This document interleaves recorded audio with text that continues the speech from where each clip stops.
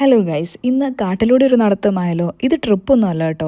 എൻ്റെ ഐമാപ്പ് എനിക്കൊരു easy way കാണിച്ചു തന്നതാണ്. എനിക്കിന്നൊരു ഇൻ്റർവ്യൂ ഉണ്ട്. ബസ് സ്റ്റോപ്പ് ഞാൻ മാറി തെറ്റി ഇറങ്ങുകയും ചെയ്തു.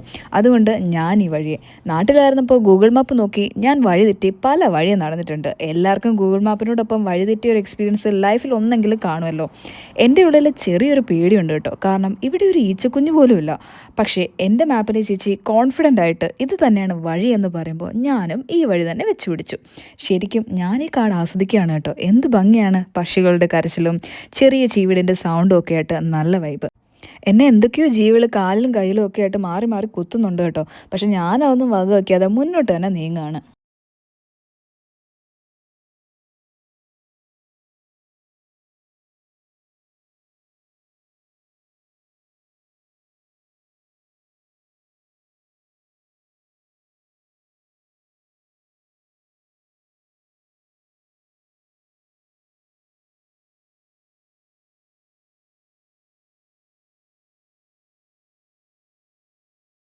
അങ്ങനെ ഞാനൊരു മാപ്പ് കാണിച്ചു തന്ന വഴിയെ ഏറ്റവും കയറി വേറൊരു സ്ഥലത്തെത്തി.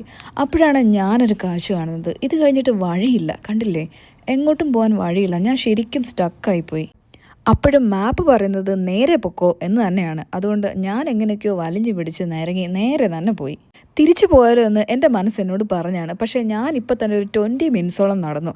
ഇനി തിരിച്ചു പോകുന്നത് ബുദ്ധിയല്ല. സോ ഞാൻ മുന്നോട്ട് തന്നെ നടന്നുകൊണ്ടിരുന്നു. അങ്ങനെ ഫൈനലി ഞാൻ റോഡ് കണ്ടു. ഒരു മനുഷ്യനെയും കണ്ടു. മനസ്സിന് എന്തൊരാശ്വാസം. ഇതിൻ്റെ തൊട്ടപ്പുറത്താണ് എൻ്റെ ഇൻ്റർവ്യൂ നടക്കുന്നത്. ഞാൻ കുറച്ച് ടെൻഷനായെങ്കിലും നല്ലൊരു എക്സ്പീരിയൻസ് ആയിരുന്നു.